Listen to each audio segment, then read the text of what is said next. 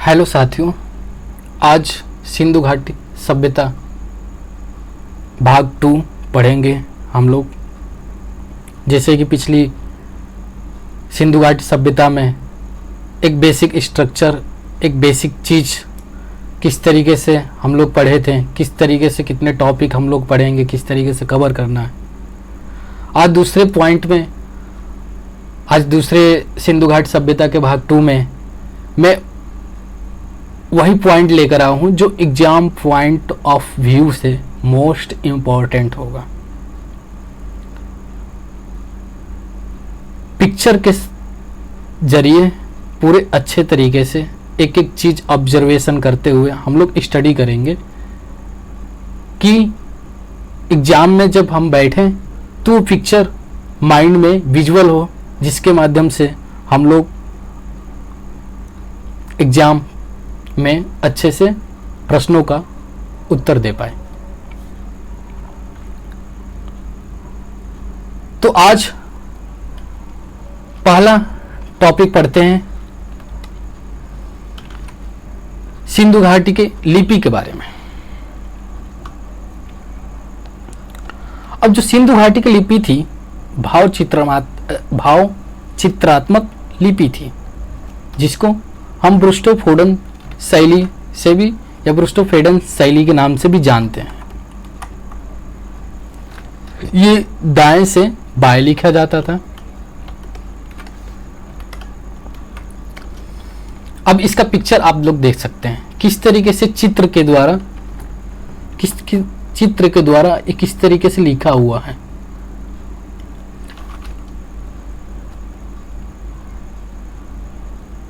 इधर साइड में आपका ये ओरिजिनल पिक्चर है, आप लोग इसको ध्यान से देखिए। ये स्टोन पे उकेरा गया है, आप लोग इसको ध्यान से देखिए किस तरीके से इसको लिखा गया है। तो ये भाव चित्रात्मक लिपि थी।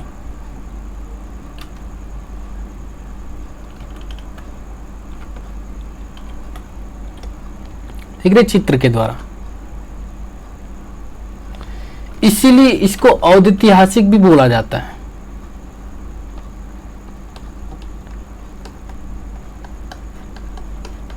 क्योंकि औदितिहासिक का डिफिनेशन ही होता है कि जिस पुरातात्विक स्रोत से, जैसे उसमें बताया गया है, को लिखित साक्ष्य, जिसको तो हम लोग दे सकते हैं लेकिन हम लोग पढ़ नहीं सकते हैं, वो औदितिहासिक में आता है। तो ये हमारा लिपि रहा। इसको ब्रुस्टोफेडन शैली के नाम से भी जानते हैं हम लोग। दाएं से बाएं लिखा जाता है। अब दूसरी टॉपिक है मोहर। अब मोहर इंपॉर्टेंट, इसके पॉइंट बता देते हैं कुछ कुछ। अब मोहर जो है, इसकी जो थिकनेस होती है 2 इंच। मोहरे की जो थिकनेस होती है 2 इंच, ये एनसीईआरटी में लिखा हुआ है। अब अगले पॉइंट क्या है? सर्वाधिक मोहरे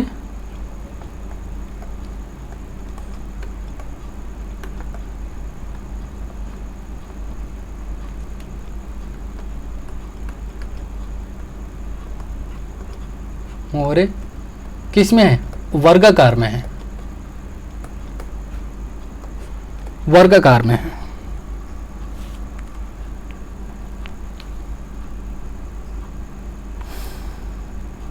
कहीं कहीं आयताकार, कहीं कहीं ढोलाकार मिलता है, लेकिन ज्यादातर मोहरे वर्गाकार में है।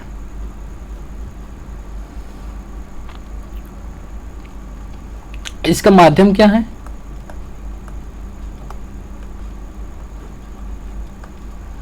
इसकी माध्यम सेल खड़ी,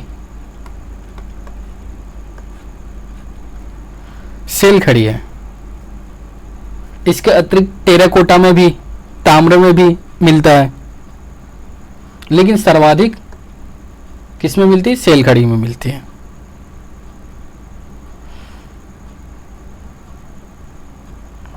अब ये सर्वाधिक कहां से पाई गई है?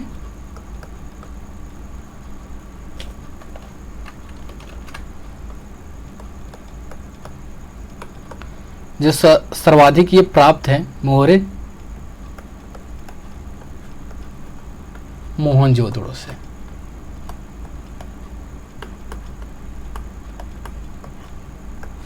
मोहनजोदड़ो से प्राप्त है।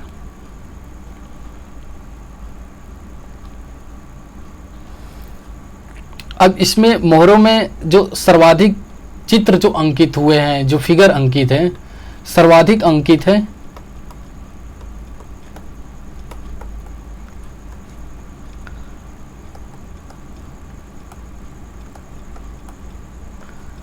किस चीज की है? यूनिकॉर्न।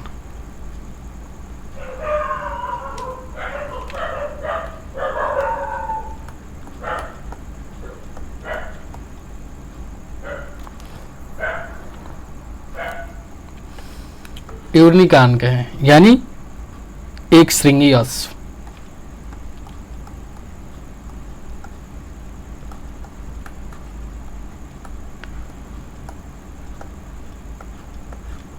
अश्व।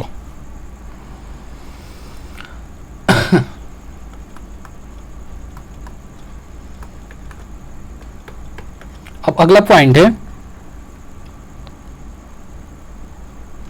अब ये मोहरे किस चीज के संकेत देता है? एक एवी में एक बार क्वेश्चन शायद पूछा था, तो ये संपत्ति का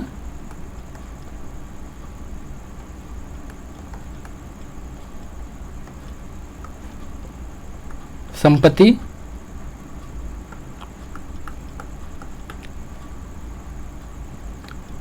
स्वामित्व का संकेत है, संकेत है।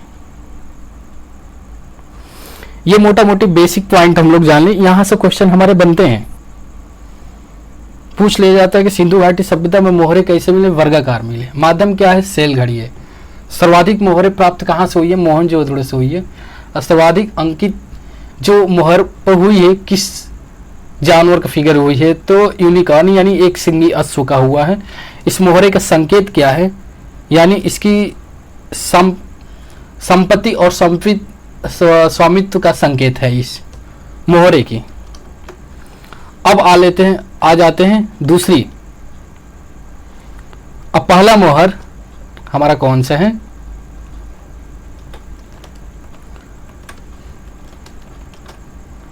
पशुपतिनाथ का।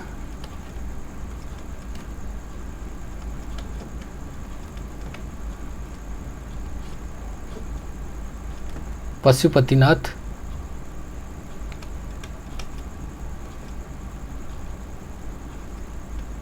मोहर। ठीक। अब ये पशुपति मोहर जो है, इनकी साइज क्या है?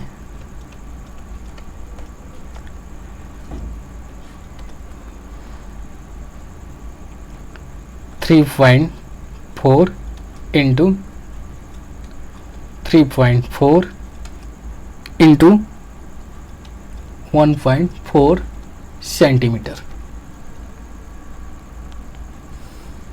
अब इसकी खोज किसने की थी? तो इसकी खोज एनसीईआरटी के बुक में मिलता है। डॉक्टर मैके ने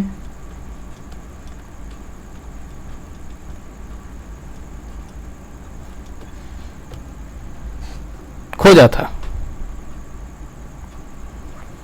अब इस मोहर के बारे में अच्छे से और फिगर के माध्यम से थोड़ा सा और डिस्क्रिप्शन जानते हैं क्या क्या है। अब जैसे कि ये देख रहे हैं इमेज,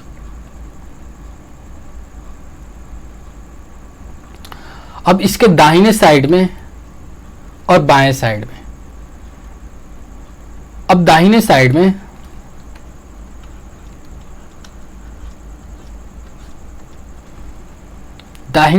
दाएं साइड में इसके क्या है? एक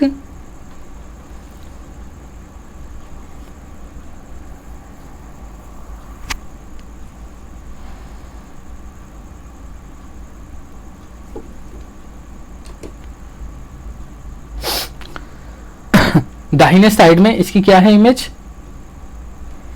हाथी और बाघ।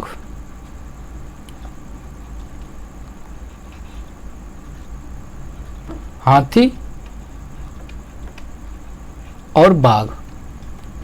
अब कहाँ है हाथी बाघ, अब ये है, अरे सॉरी,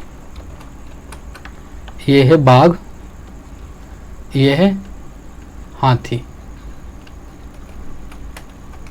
अगर ये आप लोग ध्यान से देखिए इसको, तो ये एकदम हाथी के तरीके से ये पूरा आकार बनाया गया है। ये बाघ है, देखिए मुंह पूरा फैला हुआ है इसका।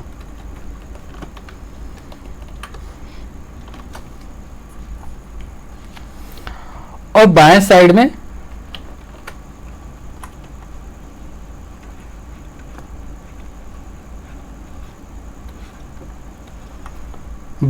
में क्या है, गैंडा और भैंसा। ये रही गैंडा, ये रही भैंसा।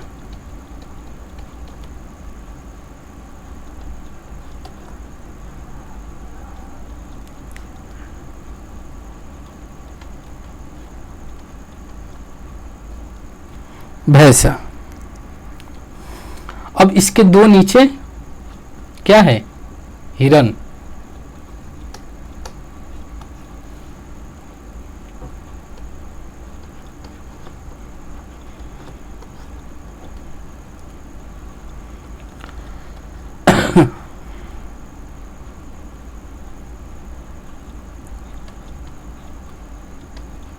दो हिरण है।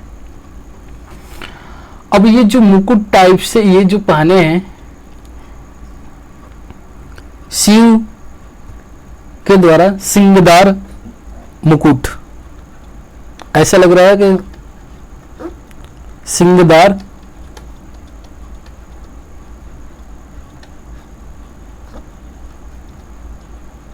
मुकुट। तो कभी कभी क्वेश्चन हमारा यहां से पूछ देता है कि इसमें जानवर कौन कौन से, ये मोहर में इसमें जो बना है फिगर, इनके ऊपर किस तरीके से मुकुट पहना हुआ है, कौन कौन से जानवर है। इसमें पूछ लेता है कुल पशुओं की प्रकार कितनी है।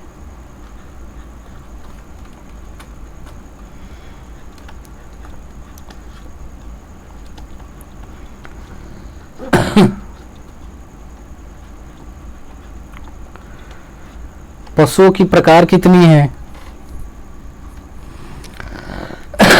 तो पशुओं की प्रकार हो गई, एक गैंडा, एक भैंसा, एक हाथी, एक बाघ और दो हिरन। तो प्रकार तो 5 हो गई, प्रकार 5 हो गई। अब पशुओं की संख्या पूछ लेता है।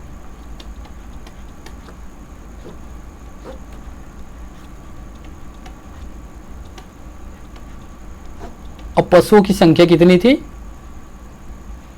6। 1 2 3 4 5 6। पशुओं की प्रकार 5, पशुओं की संख्या 6। अब दूसरा आते हैं,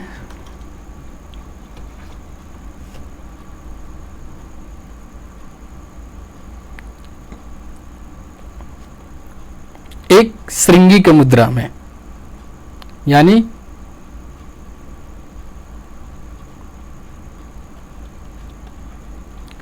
एक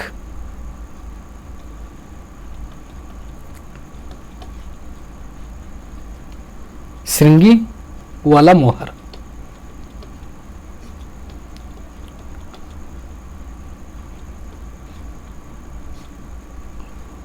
एक श्रृंगी वाला मोहर। अब इनकी साइज क्या है,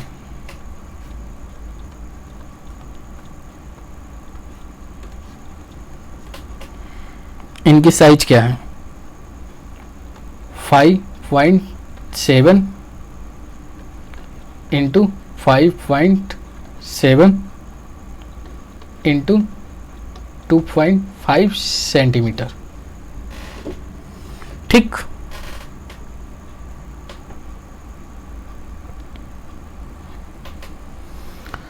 सर्वाधिकतर ज़्यादातर यही पाया जाता है।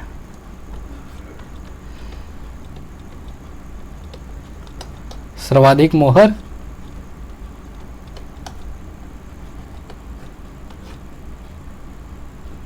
यही प्राप्त होता है, एक श्रृंगी वाला।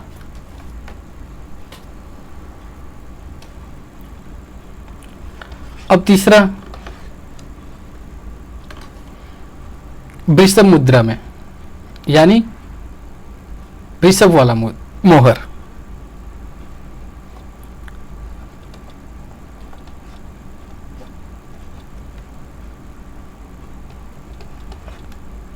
सॉरी, मुद्रा लिख रहे हैं।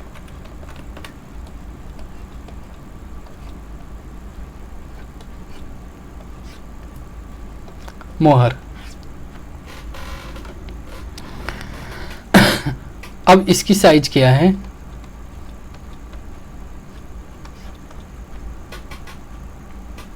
2.5 इंटू 2.5 इंटू 1.4 सेंटीमीटर। ठीक।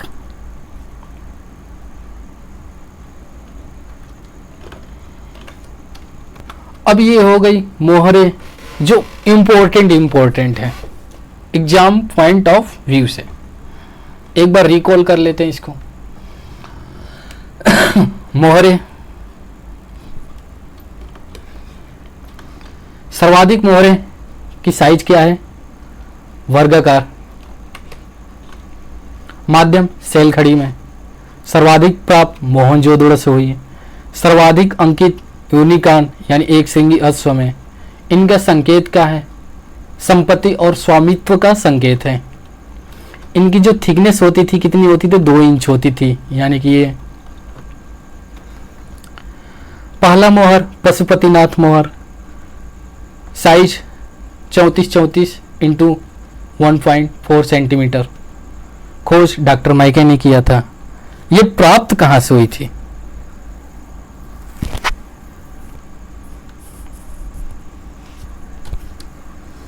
ये प्राप्त कहां से हुई थी? ये प्राप्त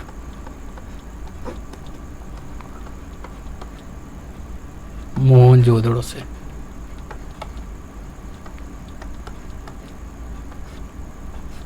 मोहनजोदड़ो से हुई थी। अब इसके बारे में डिस्क्रिप्शन से जाने थे। ये दाएं हाथ में हाथी और बाघ, बाएं हाथ में गैंडा और भैंस, जैसे कि मैंने इमेज में दिखाया था। नीचे 2 हिरण हैं। शिव के द्वारा सिंगदार मुकुट पहने हुए हैं, जैसे ये हमने बताया। पशुओं की प्रकार कितनी है? 5। पशुओं की संख्या कितनी है? 6। अब दूसरा है एक श्रृंगी वाला मोहर यानी unicorn, size 5.7 into 5.7 into 2.5 centimetre. सर्वाधिक मोहर प्राप्त इसी में होते हैं, जैसे कि मैंने बताया अभी। तीसरा मोहर वृषभ वाला मोहर, साइज 2.5 इंटू 2.5 इंटू 1.4 सेंटीमीटर। तो ये हम लोग मोहरे पढ़े।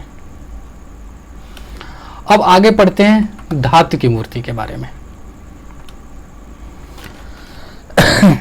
अब जैसे कि ये आप लोगों को पता ही होगा कौन सी मूर्ति है।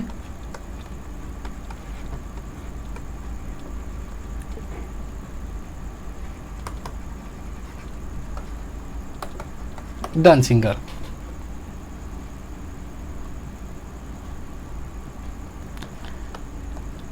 जिसको नर्तकी भी बोलते हैं, नर्तकी की प्रतिमा। अब इनके बारे में क्या है भैया? तो इनके बारे में पूछ लेता है कि इनकी साइज क्या है। पहले तो साइज लिख लेते हैं, जो एनसीईआरटी में साइज है इनकी।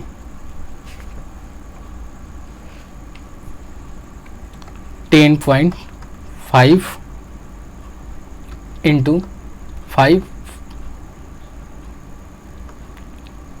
Into 2.5 centimetre. ठीक। अब जो इसकी माध्यम क्या है?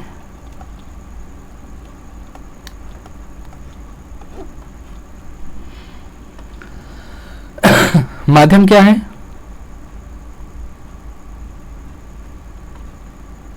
कांसा, इसलिए कांस्य युगीन सभ्यता भी बोलते हैं सिंधु घाटी को। अब इसकी जो विधि थी, विधि क्या थी? विधि पूछ लेता है। Last wax process, last wax process इसकी विधि थी।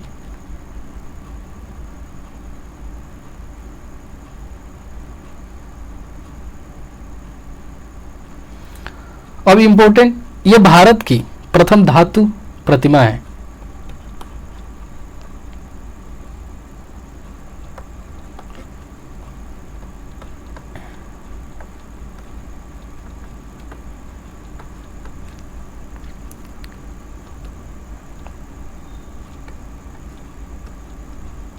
प्रथम धातु प्रतिमा मानी जाती है।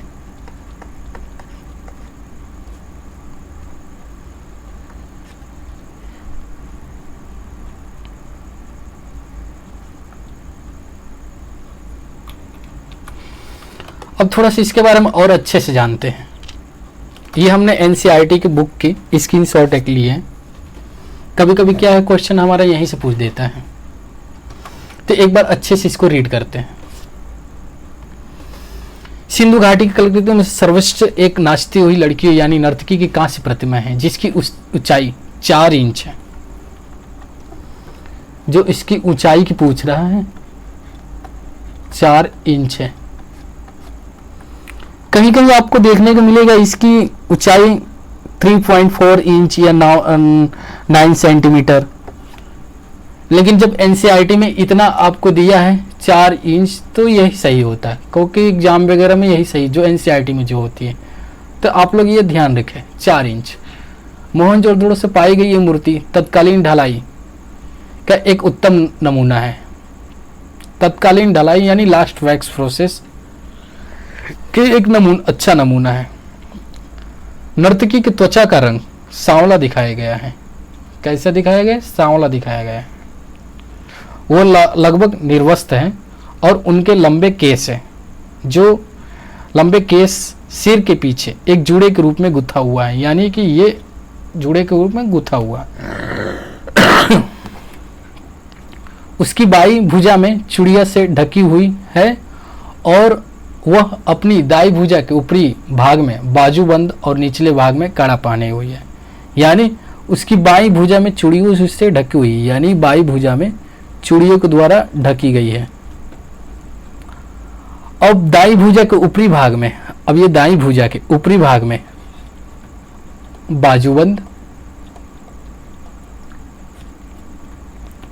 बाजूबंद है, ठीक, और नीचे भाग में कड़ा पहना हुआ, यानी इसकी बात कर रहा। ये कड़ा, ठीक। आगे क्या लिखा है कि कौड़ियों से बना हुआ एक हार, कौड़ियों यानी कि देख रहे ये छोटा छोटा इस तरह से कौड़ियों टाइप से बना हुआ एक हार, कौड़ियों से बना हुआ एक हार गले में शोभा बढ़ा रही है। उसके दाहिने हाथ पर उसकी कमर पर टिका है और बायां हाथ परंपरागत भारतीय नृत्य की मुद्रा में है। कौन सी मुद्रा में है? भारतीय नृत्य की, भारतीय नृत्य की मुद्रा में है, ठीक। घुटने से कुछ ऊपर बाई जंघा पर टिका हुआ एक प्रतीत होता है, ये यानी कि ये टिका हुआ प्रतीत होता है। और यह आकृति भाव विभक्ति और शारीरिक ऊर्जा से ओतप्रोत है और हमें बहुत कुछ कह रही है, ठीक। तो ये एनसीईआरटी के मैंने एक स्क्रीनशॉट रखा है जो एग्जाम पॉइंट व्यू से ये भी इंपॉर्टेंट, क्योंकि देखिए कभी कभी क्या होता है ना कि एग्जाम में हमारा डायरेक्ट सीधे वर्ड टू वर्ड एग्जाम में क्वेश्चन रख दिया जाता है, और वो एनसीईआरटी से कभी कभी क्या होता है ना कि पूरा वर्ड टू वर्ड मैच होता है। इसीलिए एनसीईआरटी की किताब पढ़िए। जो सेंट्रल स्कूल होते हैं उनकी जो सिलेबस होती है 9th 11 और 12th की, ये इसी फाइनाइट बेसिस पे होती है, यहीं से क्वेश्चन पुटअप होते हैं। तो आप लोग भी एनसीईआरटी के बुक को बिल्कुल डीपली अध्ययन कीजिए। कुछ ज़्यादा मैटर नहीं मिलेगा, लेकिन हाँ ये है कि जितना है उसको अच्छे से अध्ययन कीजिए। आगे अब पढ़ते हैं दूसरी टॉपिक। अब ये किस चीज़ की, अब ये किस चीज़ की फिगर है आप लोग के पास?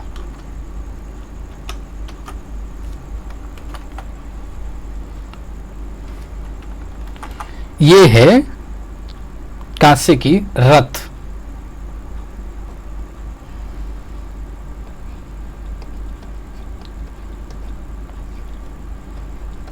कांसे की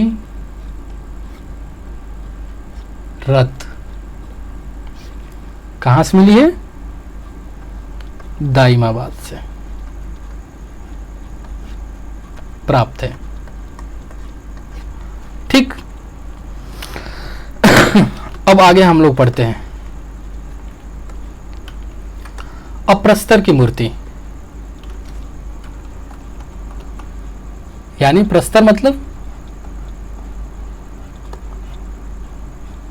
पत्थर की प्रतिमा। पहला प्रतिमा है पुरुष धड़ की प्रतिमा।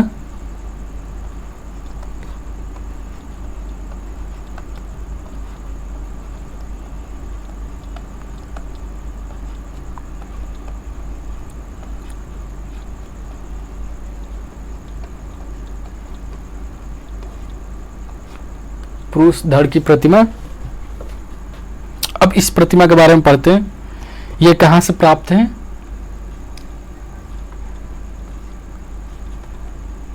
हड़प्पा से,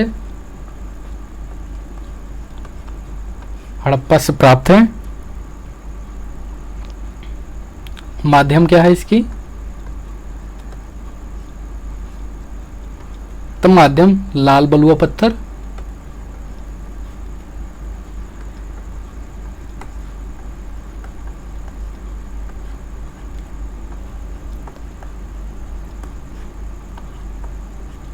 पत्थर यानी रेड लाइम स्टोन।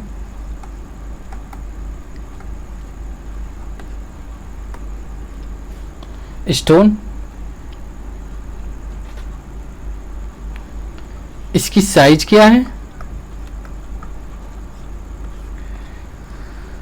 तो इसकी साइज है 9.2 इंटू 5.8 इंटू 3 सेंटीमीटर।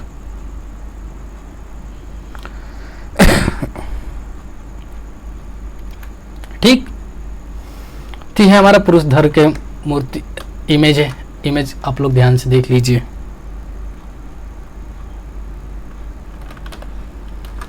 अब आगे इमेज है हमारा कौन सा, बताइए आप लोग? पुजारी योगी की प्रतिमा।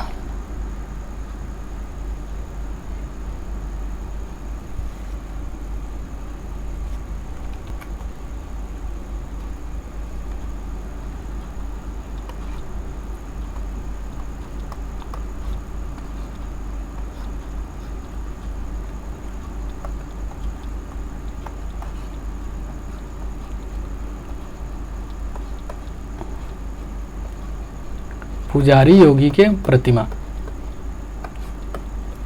अब इसके बारे में जानते हैं हम लोग।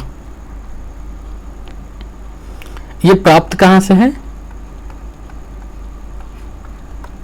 मोहनजोदड़ो से।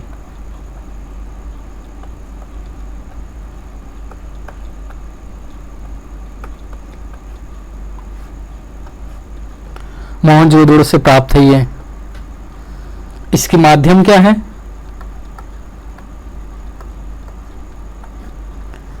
इसकी माध्यम है सफेद चूना पत्थर।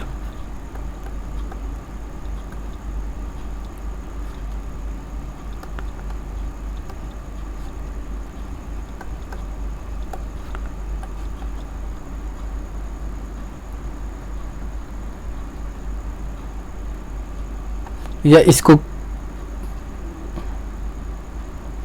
कहीं ग्रिलाए नहीं, इसको ये बोल सकते हैं हम लोग, ये सेल घड़ी बोल सकते हैं।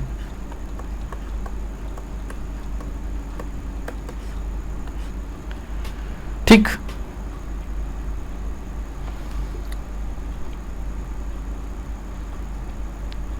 इसको एक दूसरे नाम से भी जाना जाता है, दाढ़ी वाला पुजारी की प्रतिमा।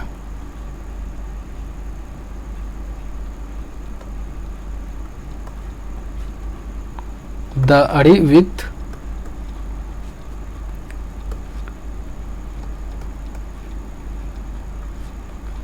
पुजारी की पुजारी प्रतिमा, इस पॉइंट से भी जानते हैं हम लोग, नाम से भी जानते हैं, सॉरी। और जो इसका एक और नाम है त्रिफुलिया,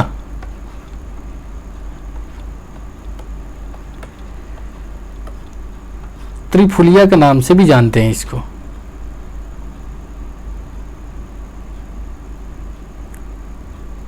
अलंकरण विथ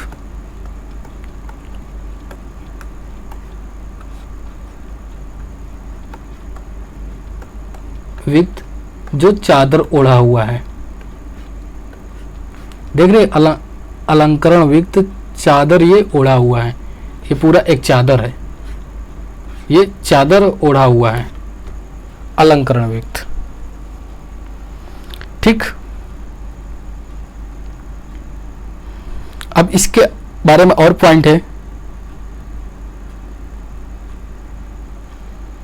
ये सिंधु घाटी सभ्यता में प्रस्तर प्रतिमाओं में से सर्वश्रेष्ठ प्रतिमा है।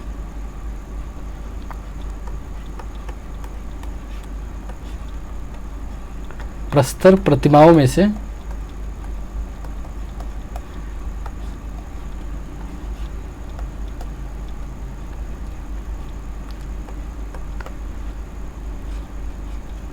सर्वश्रेष्ठ प्रतिमा है।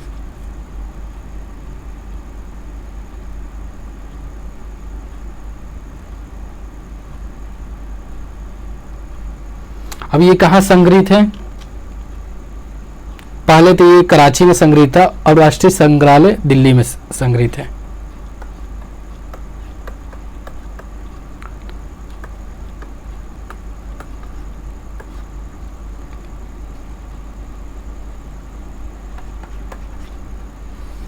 ठीक, तो ये रही हमारा प्रस्तर की प्रतिमा, इतने हो गए। अब बढ़ते हैं मृण मूर्ति, यानी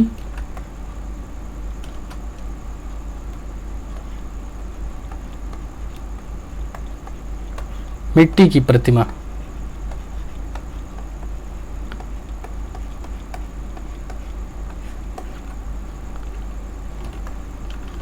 कौन सी प्रतिमा है? मातृ देवी की प्रतिमा।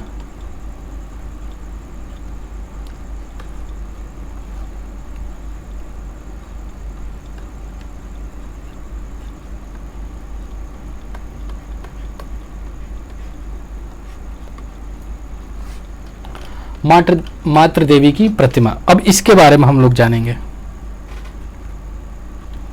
अब इसकी साइज क्या है?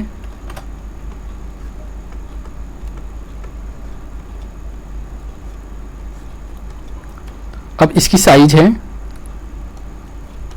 22 गुणे 8 गुणे 5 सेंटीमीटर।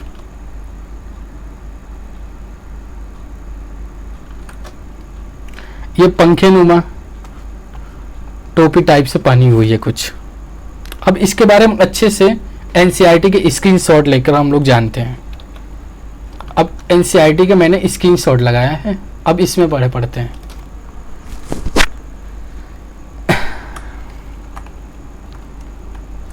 यह मातृ देवी की प्रतिमा है। मातृ देवी की मूर्तियों में आमतौर पर भद्दी अपरिकृष्ट खड़ी मुद्रा में उन्नत ऊर्जों पर हार लटकाए हुए, कमर के चारों ओर अधो वस्त्र लपेटे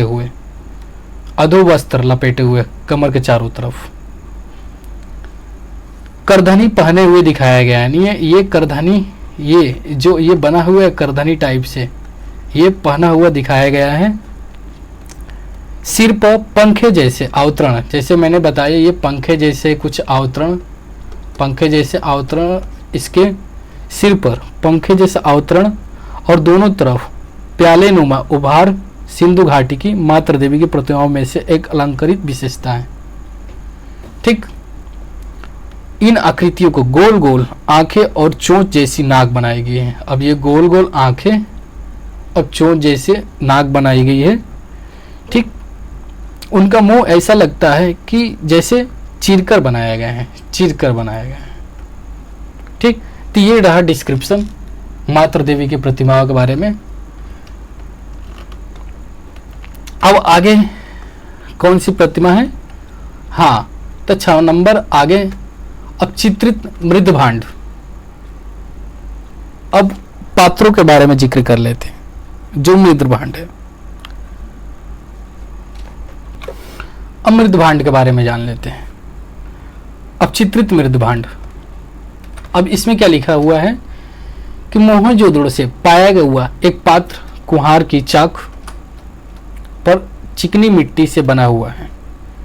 ये चिकनी मिट्टी से बना हुआ है। कुम्हार ने अपनी कुशल अंगुलियों के सहायता से उससे एक आकर्षक रूप दिया है। आग में पकाने के बाद इस मिट्टी को पात्र को काले रंग से, अब ये इंपॉर्टेंट है, काले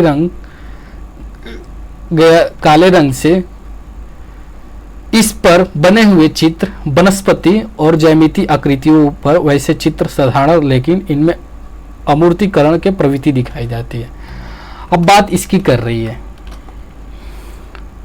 अब वनस्पति जैसे ये चित्र, ये वनस्पति जैसे चित्र जैसे लग रहा कोई पत्ता है, इसमें चित्र ये इस तरीके से बना हुआ है। ठीक, अब कुछ ज्योमेट्रिकल शेप में ये सारी डिजाइन से और काले रंग से, काले रंग से। तो ये मृण मूर्ति के बारे में बता रहा, मिट्टी के। अब जितना इंपॉर्टेंट है मैंने तो इसे बता दिया है एग्जाम पॉइंट ऑफ व्यू से। एक बार इसको रिकॉल कर लेते हैं। अब रिकॉल लिपि से पढ़ते हैं। सिंधु घाटी की सभ्यता की लिपि भावचित्रात्मक लिपि है। ब्रुस्टो फेडन शैली के नाम से भी जाने जाते हैं। दाएं से बाएं लिखा जाता है।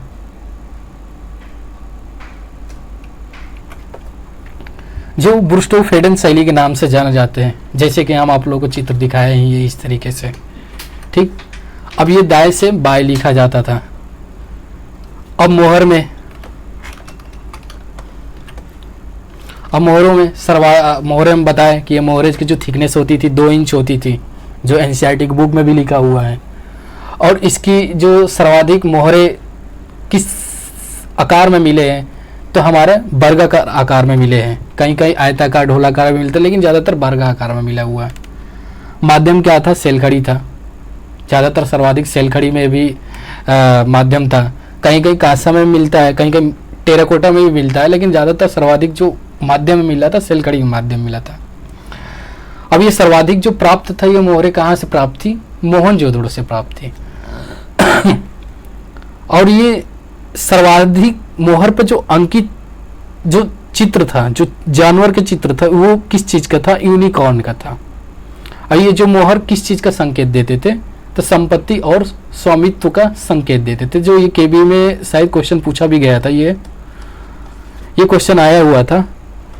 ये मोहरे किस चीज का संकेत है? तो संपत्ति और स्वामित्व के संकेत है। ठीक,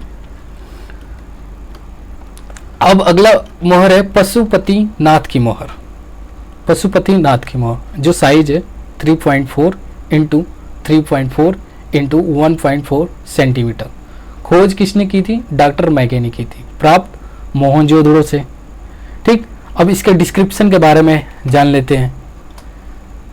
दाएं हाथ में हाथी और बाघ, हाथी और बाघ।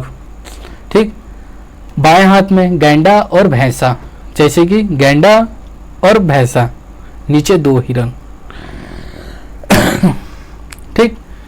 और शिव सिंहदार मुकुट भी है, जो ये मुकुट द्वारा बनाया गया है। शिव के द्वारा एक सिंहदार टाइप से मुकुट पहना हुआ दिखाया गया है पशुनाथ पतिनाथ को।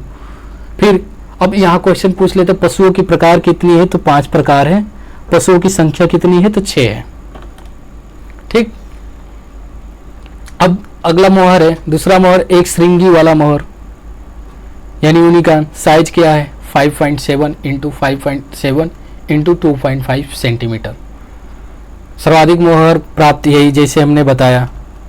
ठीक, अब वृषभ का मोहर साइज क्या है? 2.5 इंटू 2.5 इंटू 1.4 सेंटीमीटर। ठीक, अब आगे धातु की मूर्ति के बारे में जिक्र करते हैं। अब जैसे कि धातु की मूर्ति के बारे में ये हमने दिखाया था, ये नगमा में जाएंगे तो ऐसे ही आपको मिलेगा, इसी तरीके से रखा हुआ है। ठीक, धातु की मूर्ति डांसिंग गर्ल के नाम से भी जानते हैं। साइज क्या है? 10.5 इंटू 5 इंटू 2.5 सेंटीमीटर। माध्यम क्या है? कांसा। विधि क्या है? लास्ट वैक्स प्रोसेस से। ये भारत की प्रथम धातु प्रतिमा मानी जाती है। ठीक, अब जैसे एनसीईआरटी में बहुत अच्छे से डिस्क्रिप्शन से हम लोग पढ़े भी थे ये कि नर्तकी कांस्य की मूर्ति 4 इंच इसकी हाइट है। ठीक, कभी ये क्वेश्चन भी आया था हाइट कितनी है, कहीं कहीं 3 पॉइंट कहीं कुछ मिलता है, लेकिन एनसीईआरटी में 4 इंच लिखा हुआ तो यही सही है। ठीक, इसका रंग सांवला हुआ है, उसकी बाईं भुजा में चूड़ियों से ढकी हुई है यानी ये। ठीक, कौड़ियों से बना हुआ हार है सुसज्जित, दाई भुजा में बाजूबंद और नीचे काड़ा हुआ पहना हुआ, जैसे कि हमने बताया ये काड़ा पहना हुआ है, ये बाजूबंद।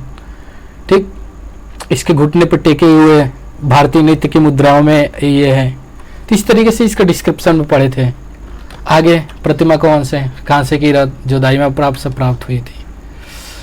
अब ये प्रस्तर की मूर्ति है, पत्थर पुरुष धर की प्रतिमा जो प्राप्त हड़प्पा से हुई थी। माध्यम लाल बलुआ पत्थर, रेड लाइम स्टोन के नाम से भी जानते हैं इसको। साइज क्या है? 9.2 इंटू 5.8 इंटू 3 सेंटीमीटर।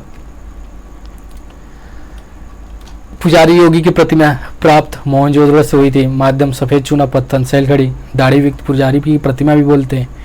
त्रिफुलिया अलंकरण युक्त चादर जो ये ओढ़ा हुआ भी है, जो डिजाइन इस तरीके से बना हुआ है। राष्ट्रीय संग्रहालय दिल्ली में संग्रहित है, पहले ये कराची में था। ठीक, भृंग मूर्ति के बाद की माता देवी की प्रतिमा साइज 22 इंटू 8 इंटू 5 सेंटीमीटर।